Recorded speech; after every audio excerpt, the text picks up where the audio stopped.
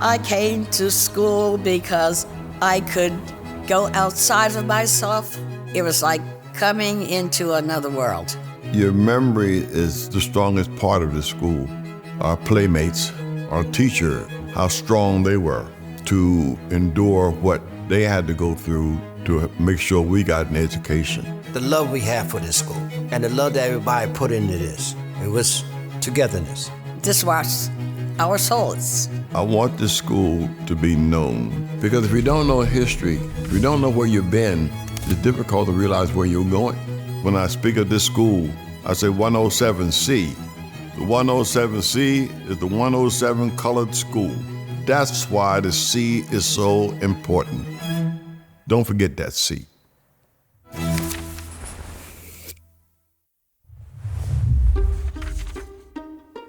Sunny, take one. My name is James Knott. I'm originally from Hockessin. I started here in the year 1937. That was the beginning of my 107C career. 1937, Hockessin was strictly a country town. There wasn't anything here but farms and mushroom houses. Marker. My name is Lois M. Johnson, Lois M. Williams Johnson. Live here in Hockessin. Been here for 84 years. Just celebrated a birthday. My goodness. Well, it was farms. It was muddy roads. We used to call it Washboard Alley because you hit every pothole, going down. It had 2 grocery stores and 2 gas stations, which didn't impress me any because I didn't have a car. My name is Walter Macklin. I went to school here. My class was 1957. Back then, everybody here was family. Mostly in the area, I guess, was all black. Very busy place, a lot of activities. The community was a community where everyone was everything to everybody. Community for African Americans was the world. What was outside of it, that's a whole different ballgame. My name is really Beatrice R. Coker, but everybody says BB. Having retired, I am a pretty big advocate for the improvement of public education for all children. It's not about a segregated community. The segregation part comes because the law says you have to be over here and I have to be here, but I still have a community. We gave ourselves definition, not that door that said colored or white. Education, health, housing, jobs, you name it. All of the institutions were segregated by law, federal and state. Wilmington at that time, I think, had 6 or 7 movies. We could only go to 1. Restaurants we couldn't go to. Clothing stores, there were some of them that might not let you try on the clothes that you wanted to buy. It was white, colored, on everything. It was just segregation everywhere you went. But not knowing any better, we accepted it. For many African American families, education was the way, not way out, but the way up. We only had 2 black entities, and that was this 107C school and Chippy Chapel. Between the church and the school, those were really the anchors of the community back in those days. I am David Wilk, and I'm currently in the role of interim CEO. The property originally opened on September 8th of 1920. So it's over 103 years old, and it was built by Pierre S. DuPont, who also was responsible for building over 80 colored schools around the state of Delaware at a time when the Delaware Constitution prohibited white and black students from going to the same schools. I think they were very much committed to leveling the playing field to the extent that they could under the laws that existed during that time. This school was very nicely built out of brick. It was superior to many of the other colored schools around the state. So that's really where it got its start. And it began to take students in the following year. Well, when I first walked through the door, I walked to a 1-room school. The walls was lined with blackboards. There were 6 rows of seats. Each row was a grade. It was a small room, and we didn't have too much place to move around because it was tight. First job we had would be to put the flag up in the morning. You come in, you say the Pledge of Allegiance, and then you get your assignment. Everything was controlled by the ringing of the bell. And Mrs. Bojan, when she would let us out for recess or something, she would get a student to ring that bell. Of course, the person that rang that bell, his life was in danger because we thought, don't ring the bell, because we didn't want to come in anyway. Miss Bojan was a wonderful teacher.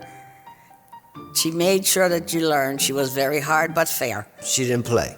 But since she was smarter than us, she moved her desk to the back of the classroom. And at that time, you didn't know where she was until you felt her hand in the back of your head. Back during that time, it was strict discipline. That was why she was able to control about 25 to 30 kids. She wanted to make sure that whatever she knew, we would know. That education here was, excuse me for using this word, it was damn good. We would read books from all over, the National Geographic, the Red Book, took me all over the world. I got good education. I went to high school, I went to college, and I feel good about it. And I think my classmates feel the same way. During the recess and all, we would play baseball or dodgeball. If she wanted to have a Christmas play or something, or Easter play, we would have to make our own costumes. I'm quite sure that Mrs. Bojan bought some of the supplies out of her salary because you could tell she was trying to stretch it as best she could. We never got new books. We got the old books from the white school up on the hill. The school supplies, when we got them, the books were frayed, sometimes with no covers, pages missing. The teacher would ask us to stand up in front of the class and read. When I went to turn to page 5, it may not be there. We got the nubs of the pencils. Sometimes there were erasers on there and sometimes there wasn't. We had hand-me-down. We were really ill-equipped. That, in a sense, I feel held us back. Had we had the same opportunity that other schools had, I think we could have learned a whole lot more. A whole lot more. Don't forget, we didn't have any school bus. And we had one family was approximately a mile and a half or 2 miles away. But they walked. That's the hard thing about segregation. It took a lot from us. It held back a lot from us, from education to other things too.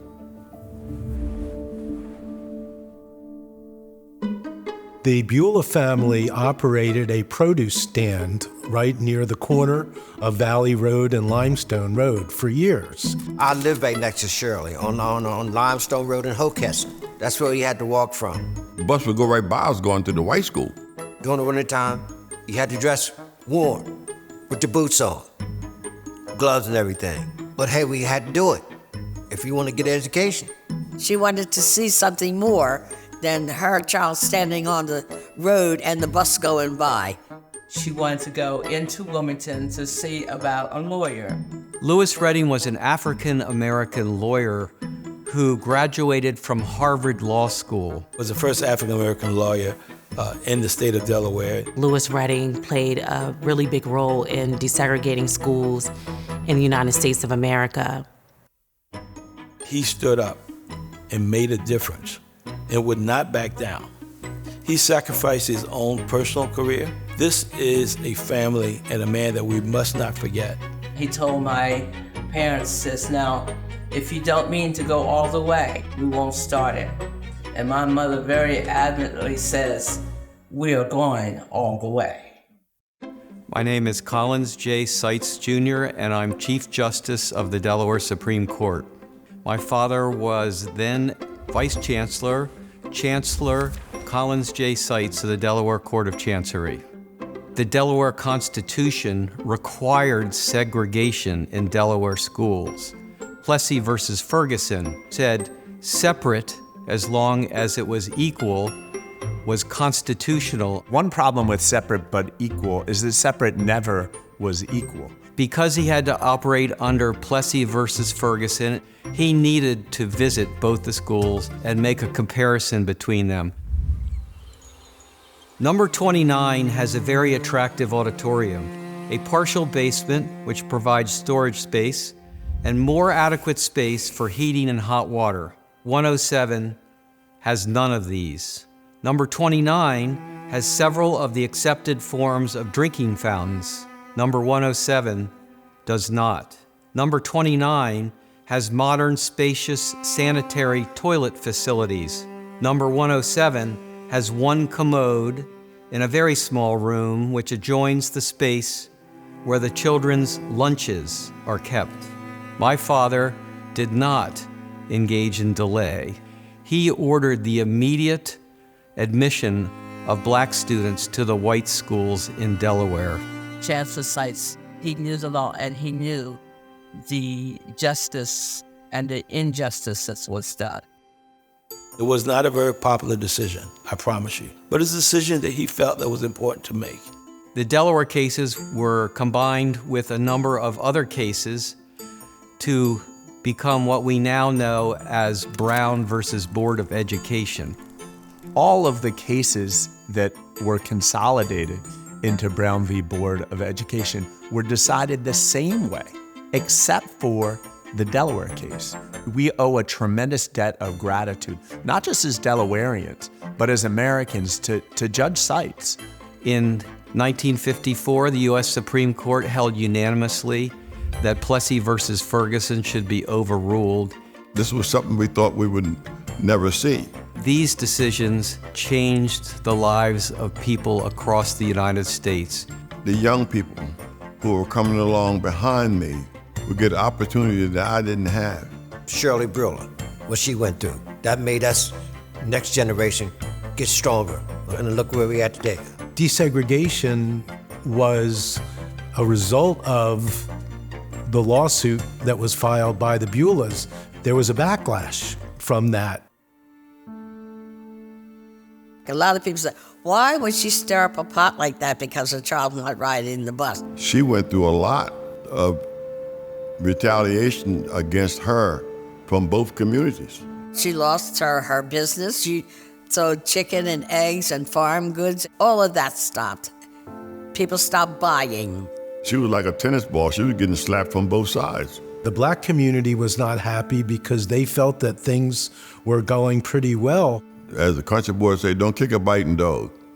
Leave it alone. And also from the white community who resented the fact that they were being forced to send their children to a school that also have black students there. My father's decision was not well received at the time in Delaware society. As soon as the schools were literally demanded to integrate, that was when it started to get a little bit testy.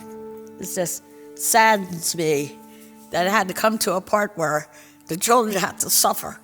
We got the backlash.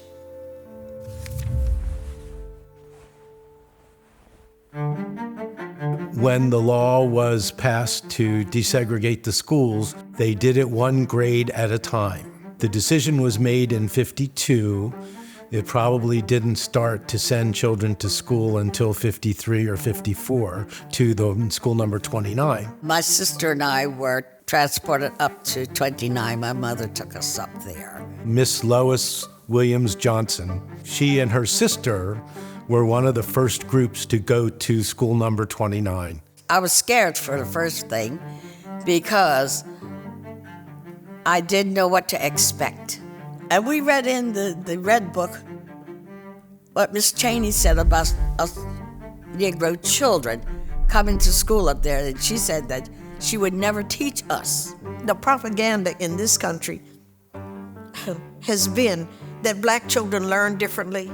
They can't learn certain things, that they are not as astute as others. In many instances, this kind of propaganda, racist propaganda, is believed by whites and blacks.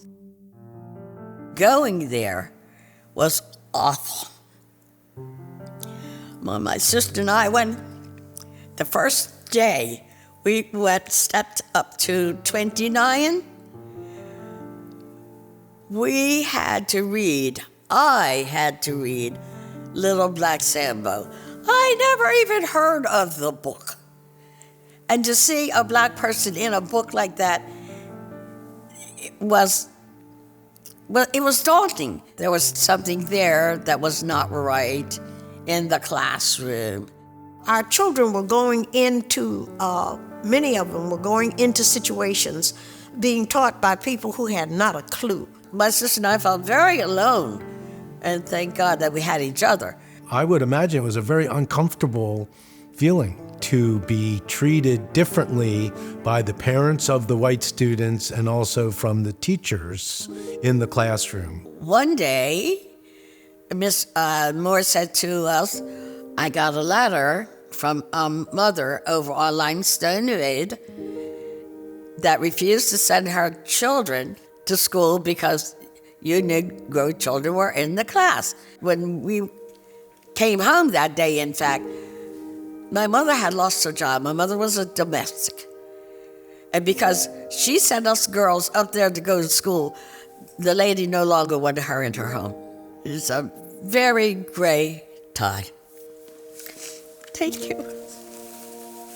We opposed the desegregation of schools in Delaware. To us, school meant more than sitting by a white child. It meant, what are the resources? What do the teachers know? How do they teach the children? Do they know how the children learn? I hate to say this. I loved going to school with people that looked like me, being taught by teachers that looked like me. They wanted more for African Americans. When I was growing up, we had a local physician in the neighborhood. There was a local fire chief that looked like me, that I looked up to. When the integration happened and it spread and became a great thing for a lot of people began to move. We lost our sense of community. And to this day, regrettably, we have not regained it. Whether we like it or not, some of the other community gave them a chance to meet other people, to get jobs outside of the quote-unquote area or neighborhood in our city at that time. I would suggest to you it's a much better world today by having the integration process in place. There has to be a drawing point somewhere in life, and that was one of ours. We had a better academic structure. Just the whole thing was different. All the pages was there, and everything was just better than what we had back then. The classroom was spacious. Everything just looked like new. It was an advancement. I have a different perspective now on just how much many of our ancestors worked hard to get us to where we are today. It began the process of creating equal access to education for everyone. That is in my mind, a constitutional right. We owe it to everyone who has worked hard to open doors for others to continue that fight. Hockessin 107 eventually closed in 1959. We still have some living students who were in the last class in 1959 as well. When you heard that the school was closing, how did you feel? Not good. It was a heartbreaking thing. It was a part of our history. Now what are they going to do with the building? Are they going to tear it down? What is going to happen to our school, the 107C?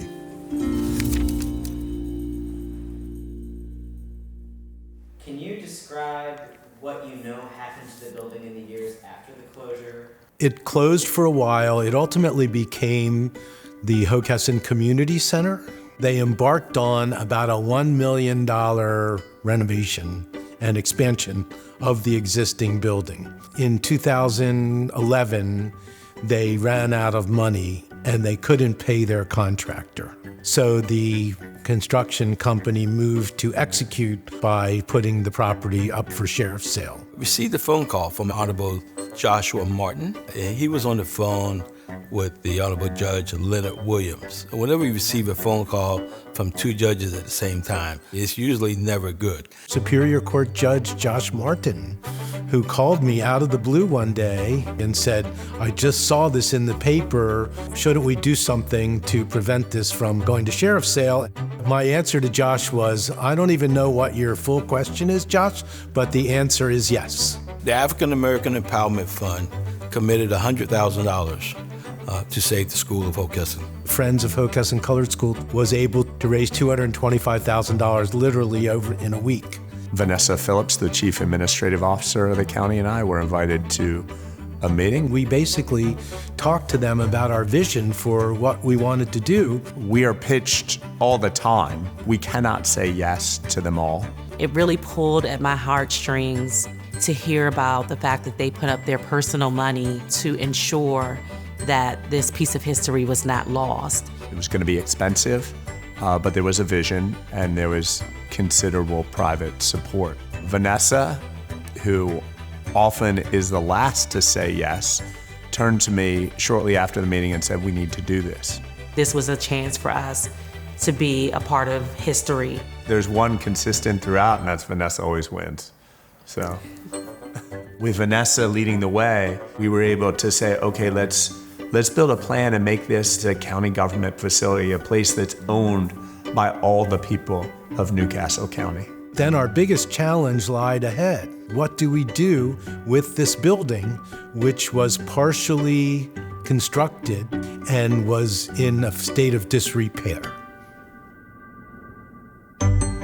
It was run down. It was open to the weather. There were tarps on the back. It looked like it had not been maintained in years. There was a lot of work to be done.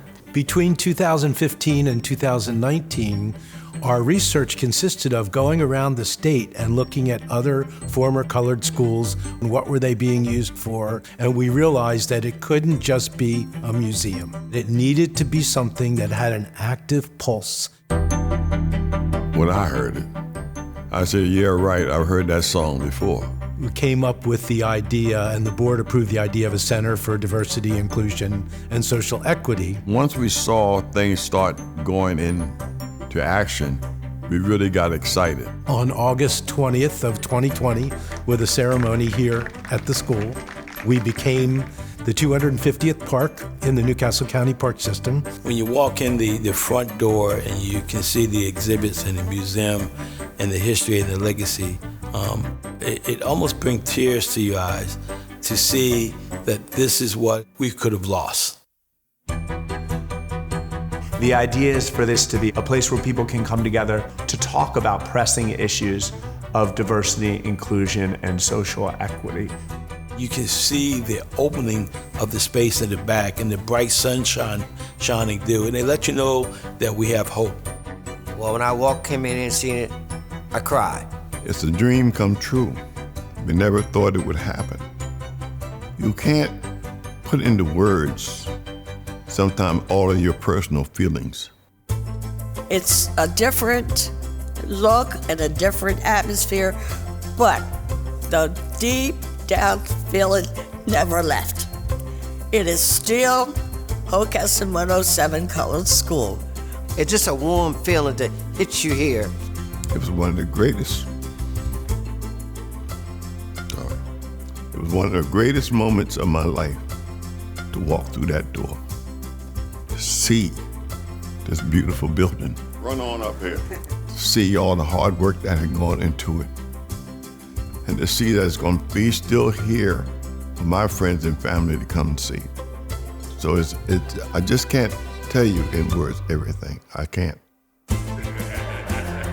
It's amazing that Vanessa and I have a small meeting to preserving something in the community.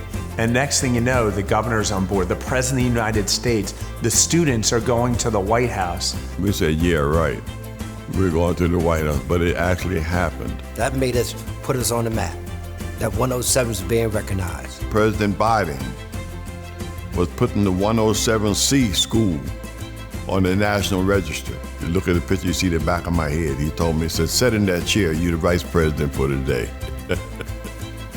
It's my hope that young children in our community are able to come here and learn about the rich history, but also get some inspiration to get involved in their community. If you see something that you can expound on that will help everybody, then do so by all means. Share your experiences. If nothing else, I want you to walk out knowing that I must come back.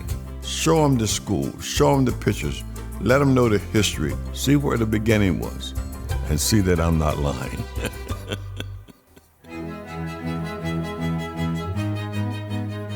The one thing that is sorely, sorely needed is for America as a nation to correct its history and to tell the truth. Quite honestly, I think because there'll be no America without truth. Regardless of how it looks to you, you've got to tell the true history. You need to have all the pieces of the puzzle. If you take out a portion of it, then it's not complete. This is a sacred place. It is a vital piece of Delaware history, and its restoration was imperative for the benefit of future generations. What happened here is epic. You're in hallowed ground. We should understand how, as a society, we made mistakes, but we should also recognize that we are capable of great change. How do we build a nation and a community that's better than that past? We owe it to everyone who has worked hard to open doors for others to continue that fight. We're starting to leave here now, but thank God this will be here long after we are gone. I still can hear the laughter and I can just feel the spirit. The whole spirit is coming from the ground, said this is 107 Colored School. Do you still feel it? And yes, I do.